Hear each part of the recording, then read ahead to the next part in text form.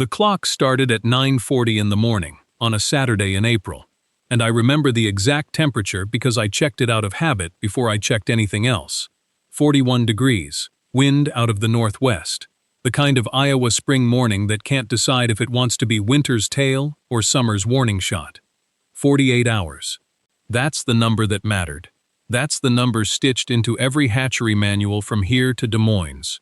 48 hours is how long you're supposed to let a defective chick live before you do the humane thing and end it. The truck that pulled into my gravel drive that morning wasn't supposed to be delivering anything. I hadn't ordered chicks. I hadn't ordered trouble either, though trouble came free of charge, stacked 20 crates deep in the bed of a flatbed Ford, with a hatchery logo on the door that I'd learned to hate the sight of. 200 chicks. Every one of them tilting its head back like it was trying to watch a kite that wasn't there. Eyes rolled up, legs splaying when they tried to walk in a straight line. I didn't know the name for it yet.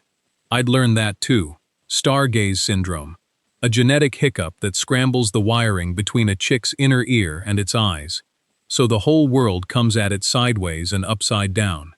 What I did know, standing there in my barn coat with my breath fogging and my hands going cold around a crate that smelled like cedar shavings and fear, was that somebody had made a decision about these birds before they ever left the incubator. Somebody had decided they were a joke, and I was the punchline. Figured you'd want the practice, the man said, not quite smiling, sliding a clipboard at me like it was a courtesy. Since you're running things now. I signed for 200 birds I never asked for, and the second my name went down on that line, the 48 hours started ticking whether I liked it or not. Standard practice says you cull them quick, before they suffer, before they cost you feed and water, and the 20 minutes of your life it takes to watch something die slow. Standard practice is what every buyer in 3 counties expects me to know by heart, and I do. I've watched my grandmother cull sick lambs with a steadiness that never once looked like cruelty, just mercy moving fast. But mercy fast isn't the same as mercy right, and something in me, call it stubbornness, call it spite, call it 18 years old and freshly furious, wasn't ready to hand this man the ending he'd already written for me. He drove off in his truck, tires spitting gravel. If you enjoy stories like this, I've put together a special collection called The Land They Laughed At. 15 original farm and homestead stories you won't find on this channel. You can read them or listen to the complete audiobook ad-free with no interruptions. The link is in the description and pinned comment. Video turned up loud enough that I couldn't hear whether he was still laughing. I carried the crate into the mudroom because the barn was 30 degrees colder and I didn't have a brooder built yet, didn't have anything built yet, just 200 chicks tilting their heads back like they were watching for rain that would never come, stumbling into each other, into the corners, into nothing. I counted 41 hours left on the standard clock before I even took my coat off. I remember thinking that number with a strange clarity, the way you remember a phone number you'll never need again. 41 hours. I called the county extension office first, out of habit more than hope, and got the after-hours machine. I called my vet next, the one who'd been doctoring this farm's animals since before I could walk it, and he was kind about it, genuinely kind. But the kindness had an edge of already decided in it. Della, he said, I've seen this before.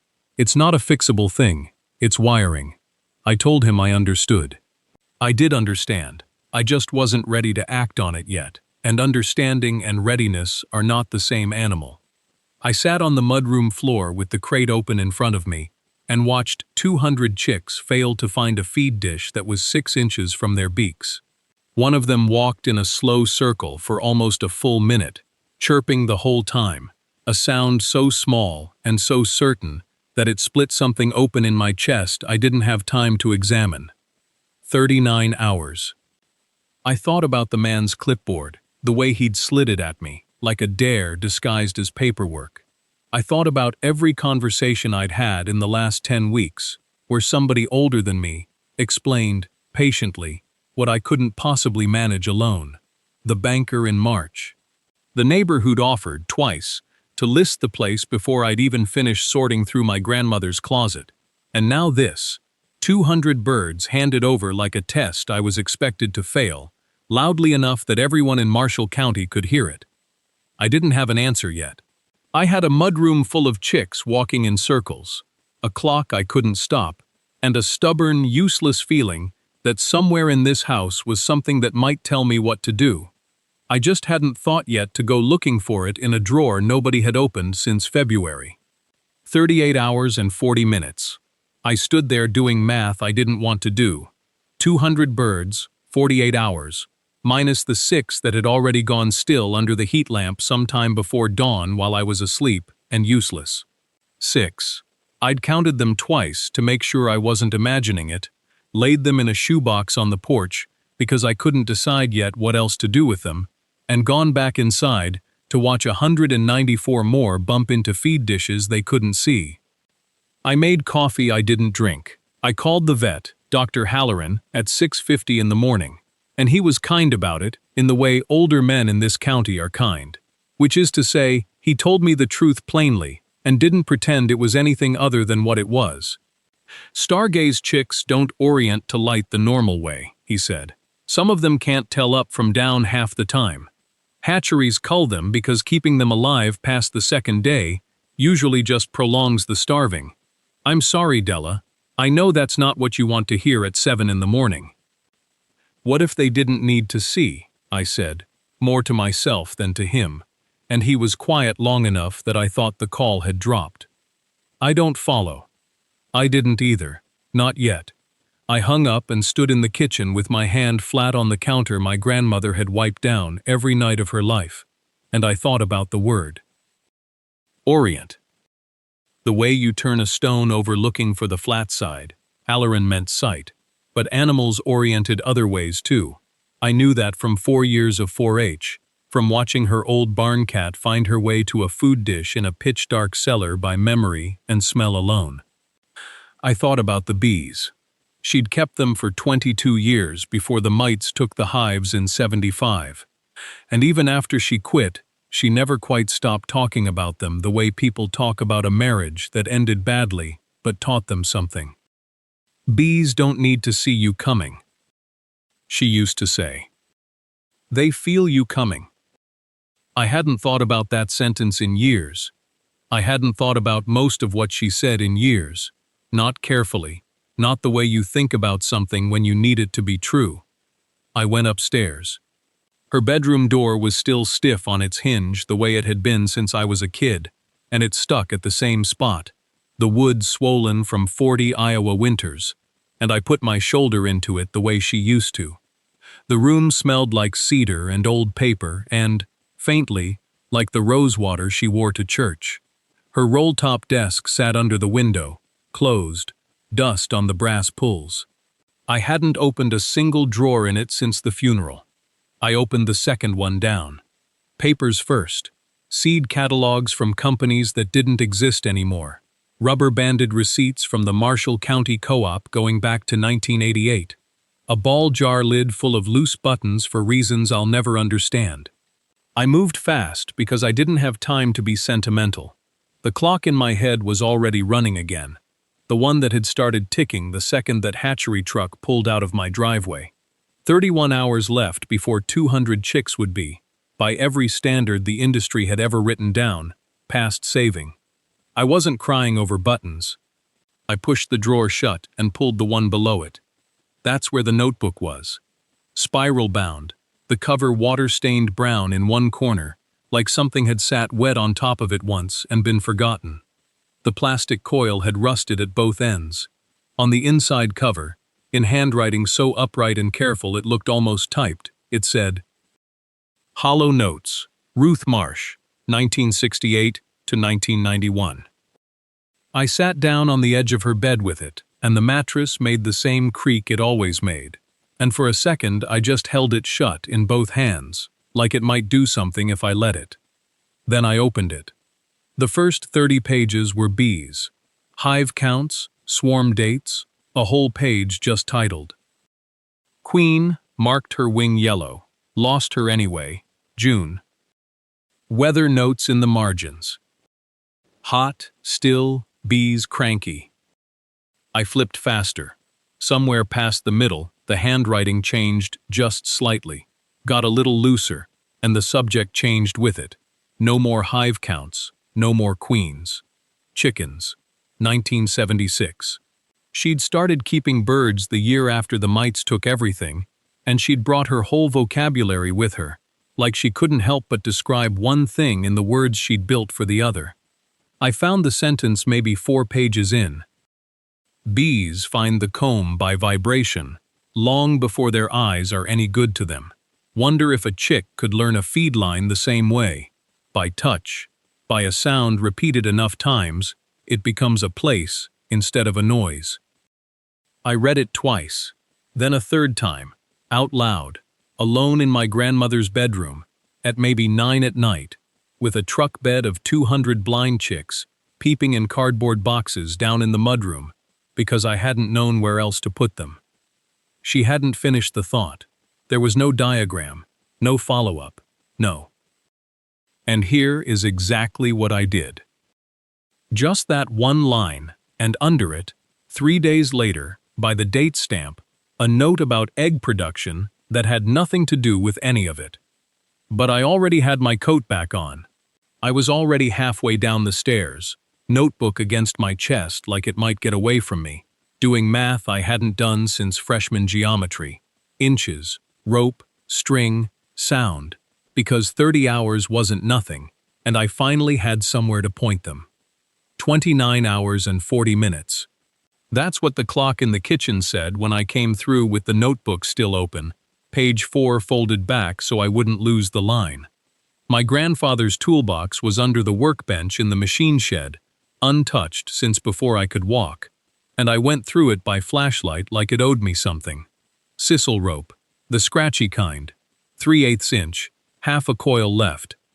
A ball of butcher's twine, a hand bell somebody had used for calling hands in from the field, dented on one side, still ringing true when I flicked it. I didn't sleep. I want to be honest about that, because people ask, later, when the story's already got a shine on it, whether I knew what I was doing. I did not. I had a sentence from a dead woman's notebook and a coop I built at 11 at night, with a headlamp and a staple gun, 18 inches high, because that was as tall as I could make the walls and still reach every corner without climbing in.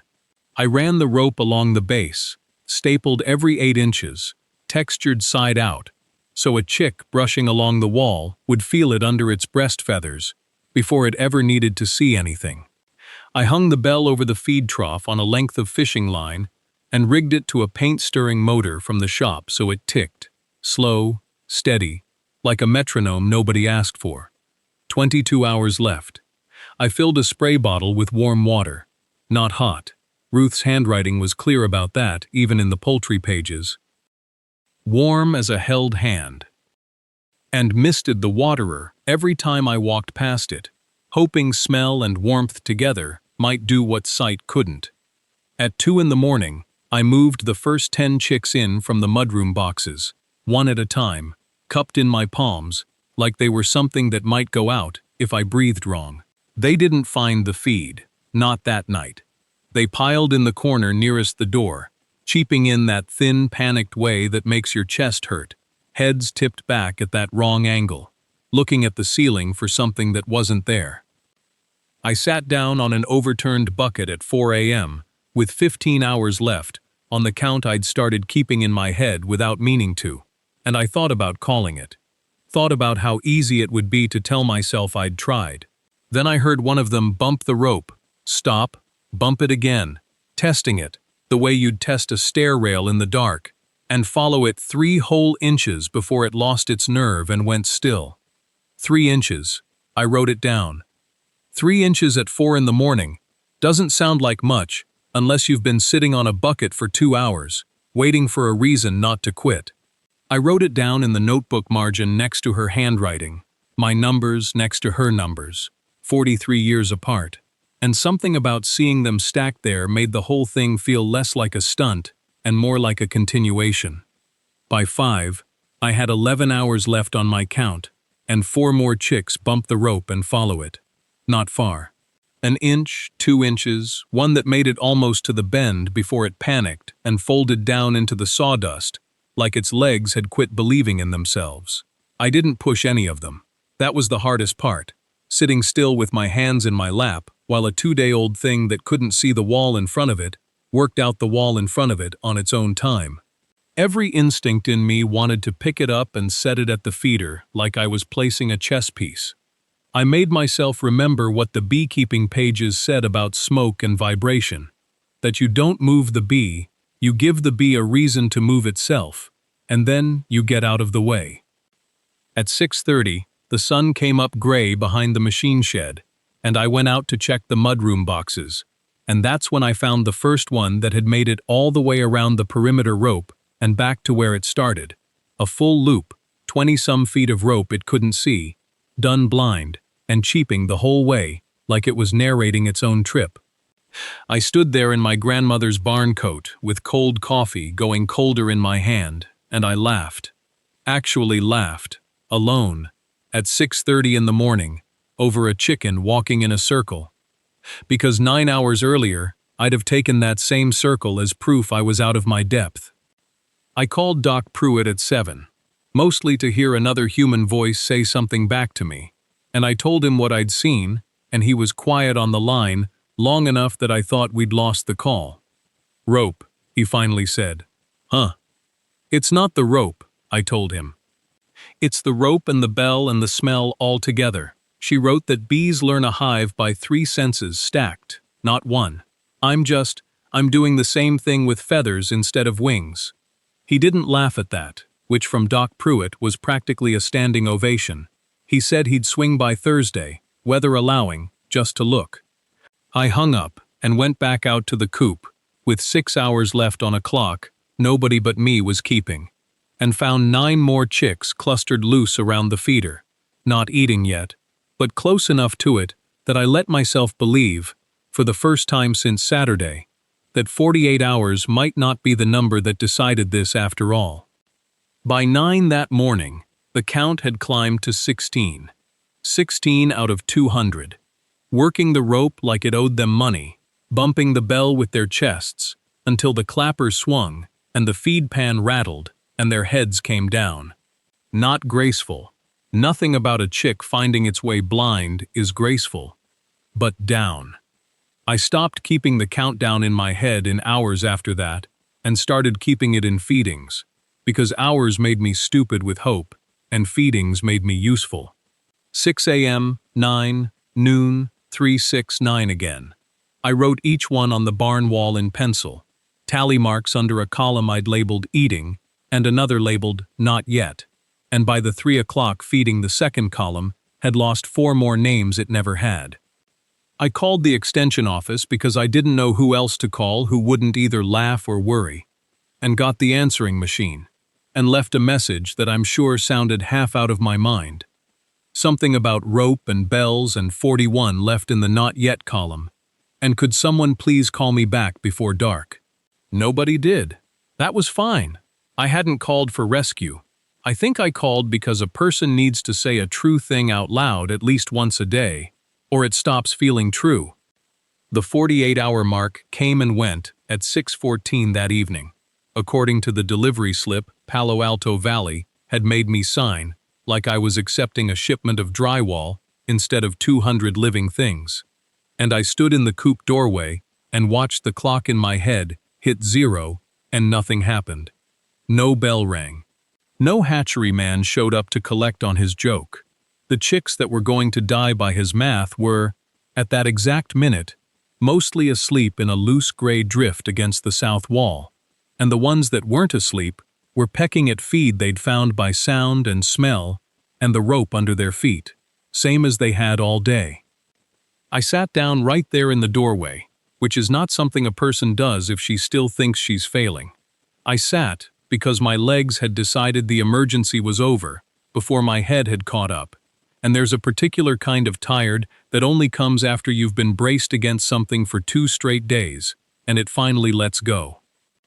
41 in the not yet column had become 9 by full dark. I didn't trust 9. 9 felt like a number that could still turn on me overnight, the way 6 had almost turned on me the night before. I refilled the water, wound the bell mechanism one more time so it'd have a little life left in it for the 4 a.m. check, and I wrote in the margin of my grandmother's notebook, next to her note about bees finding the hive entrance by the hum of their sister's wings. Chickens don't hum, but they'll follow a bell if you give them 3 days to trust it.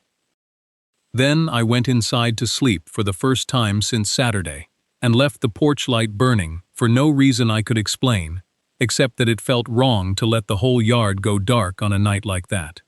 9 held. I woke at 4, the way I'd told myself I would, boots on, before my eyes were all the way open, and I counted heads by flashlight because the porch bulb didn't reach that far into the coop run.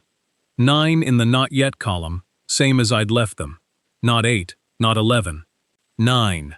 Breathing, tilted back on their hocks like they were watching something in the rafters only they could see.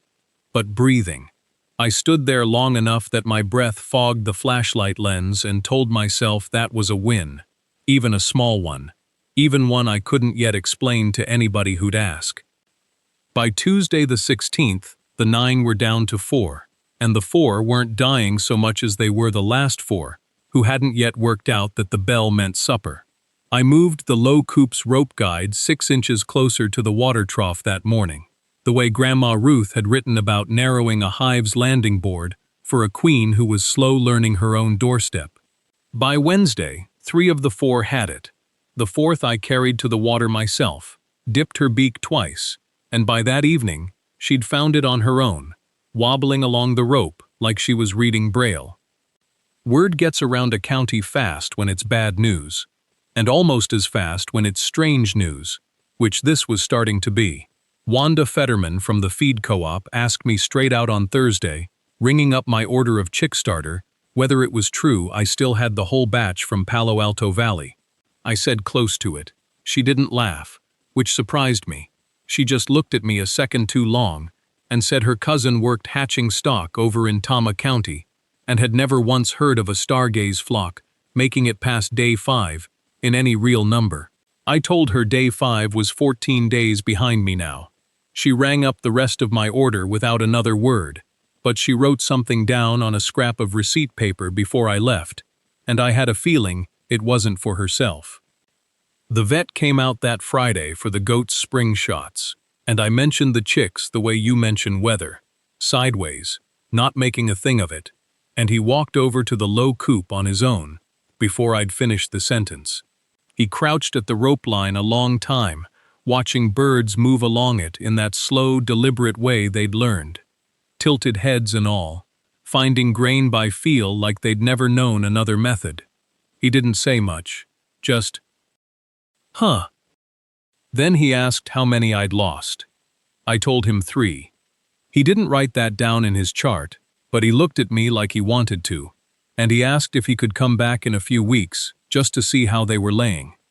He came back on a Tuesday, the 27th of May, with a different look on his face than the one he'd left with in April. 15 years he'd been doctoring this farm's animals, and I'd never seen him move fast for anything short of a prolapse or a bloat, but that morning he was out of his truck before I'd finished latching the gate. He wanted numbers, not the kind you keep in your head, the kind you write down. So I pulled out the composition book I'd started keeping since day 1. Tally marks and dates in my own cramped hand.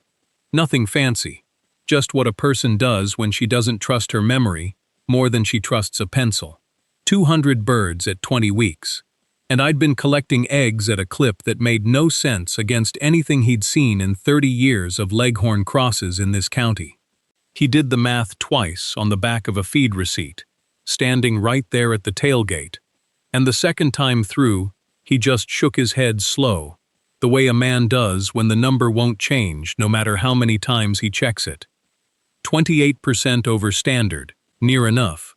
He said it like he didn't quite believe his own arithmetic. I told him I didn't have an explanation beyond what my grandmother wrote down about bees not needing their eyes to know where the sugar water was. And he looked at me a long moment, the kind of look that isn't doubt anymore, just recalculation. He asked if he could take a blood sample. I said sure, so long as he wasn't fixing to hand it to Tama County. He almost smiled at that. Word doesn't travel slow around here even when you want it to. By the following week, I'd had 2 calls I didn't ask for. One from a fella down toward Toledo who raises show bantams and wanted to know about my low coop system like it was a patented thing. And one from the county extension office asking, would it be all right if she came by sometime before summer to have a look, strictly out of curiosity. She said, nothing official. I told her Thursday would work fine. I didn't think much of it beyond needing to sweep the coop floor before company came. What I didn't know yet, standing there scraping chicken mess off my boot heel and half listening to a mourning dove going on in the walnut tree, was that, strictly out of curiosity, doesn't always stay that way once a person with a university on her business card gets wind of a flock like mine. I had 4 days left before that Thursday, and no idea at all that the whole shape of this farm's next 3 years was about to walk in wearing a county extension badge and asking questions I didn't have practiced answers for. Thursday, May 30th, came in gray and close, the kind of Iowa morning where the air sits on your shoulders before 8 a.m., and the barn cats won't come out from under the porch.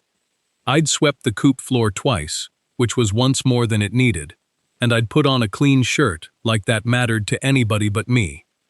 She pulled in around 10 in a county truck with a dented tailgate, same as always, and she didn't waste time on pleasantries, just walked the fence line with her clipboard, crouched down at the rope guides without me having to explain what they were for, and watched the birds work the ticking bell feeder like she was watching something rarer than chickens.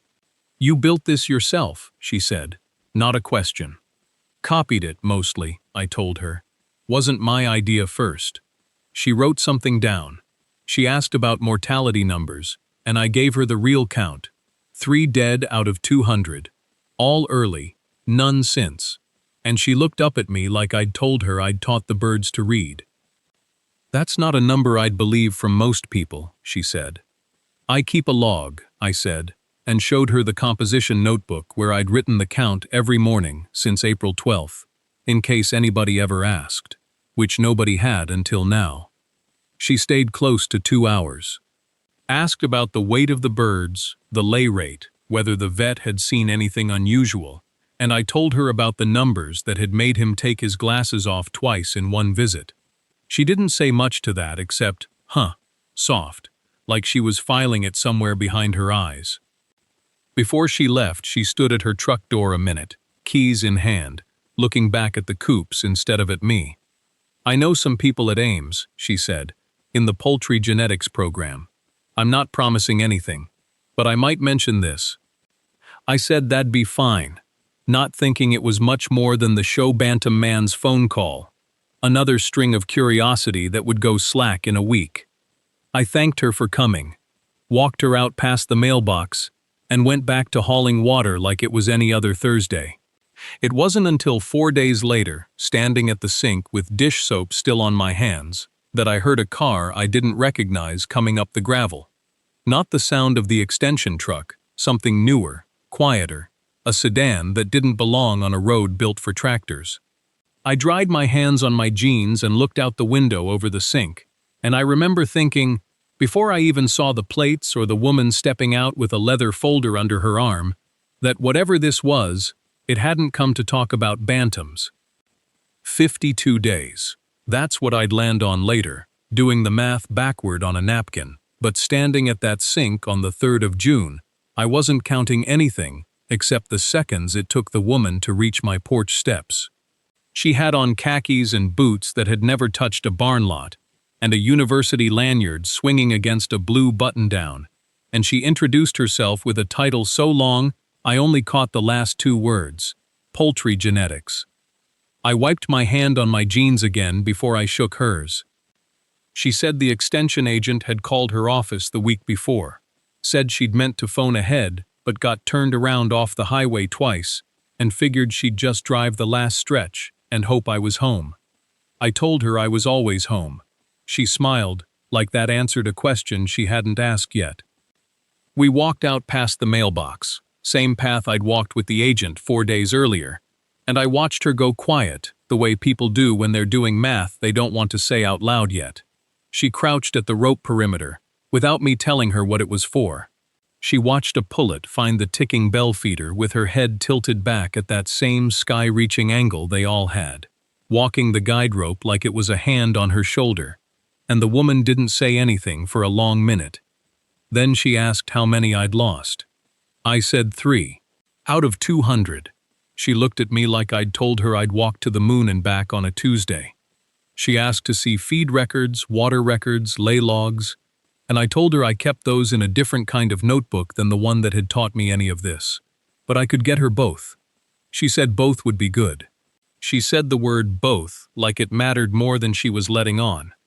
Somewhere in the second hour, standing in the low light of the coop with hens ticking their heads toward the bell, she asked whether she could bring someone else out, maybe 2 someones, maybe a truck with equipment in it.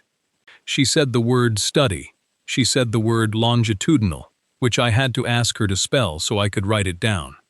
I said yes before I'd thought all the way through what yes would cost me or give me. I've never been good at saying no when the thing being asked for is time. Time to look closer, time to understand something before it gets decided for you. She left with a folder full of my numbers and a promise to call inside the week. I stood at the gate a long while after her car turned back onto the county road, feed bucket still in my hand, watching the dust settle over ground my grandmother had walked with her own hands full of something nobody else had bothered to notice either. The call came on a Thursday, 11 days after she'd stood at my gate with her folder. 3 years, she said. On site, she said. A monthly stipend, and every bag of feed, and every roll of wire, covered under a line item she called field infrastructure, which made me laugh out loud, standing in my own kitchen, because that was the driveway, and the coops, and the water lines my grandmother had drawn with a pencil in 1968, and I'd built with lumber from the hardware store in town. The note on the north pasture got paid down inside 2 months. The banker who'd told me in March that I ought to think about what I could realistically manage sent a letter in July asking if the farm needed anything else from the bank. I wrote back 1 line. I said we were doing fine. I hired my first hand in August, a boy 2 years older than me who didn't ask why the coops were built low or why there was a bell wound up on a post by the feed line. He just learned the rhythm of it, same as the hens had, and by the time the leaves turned, he could walk the whole run in the dark without a flashlight and never miss a step. The hatchery man drove out himself in October. He stood by his truck instead of coming to the fence, hat in his hands, and asked if I'd sell him hatching eggs. From that flock, he said, the one everybody in 3 counties had heard about by then. He offered triple the going rate. I told him no. Just the one word, quiet, and I didn't explain it, and he didn't ask me to. He got back in his truck and drove the 40 miles home, and that was the last I heard from Palo Alto Valley about anything. Spring came around again, a full year since I'd buried my grandmother in February, and the flock she never met was still out there, ticking their heads toward a bell she wound 100 times before I was born, finding their way by feel, because somebody once decided that was worth writing down. I think about that a lot. How the thing everybody else called defective was just a different way of moving through the world, and how the only reason it worked out was that somebody was patient enough to notice it twice, once in 1968 with bees, and once this year with chickens, because a girl went looking in a drawer nobody had opened in a long time. If you've got a barn you haven't gone all the way into, or a notebook in a drawer with somebody's handwriting in it, go look. You don't know what's waiting for you to be patient enough to find it. Subscribe if you want more of this. And tell me in the comments what's in your drawer.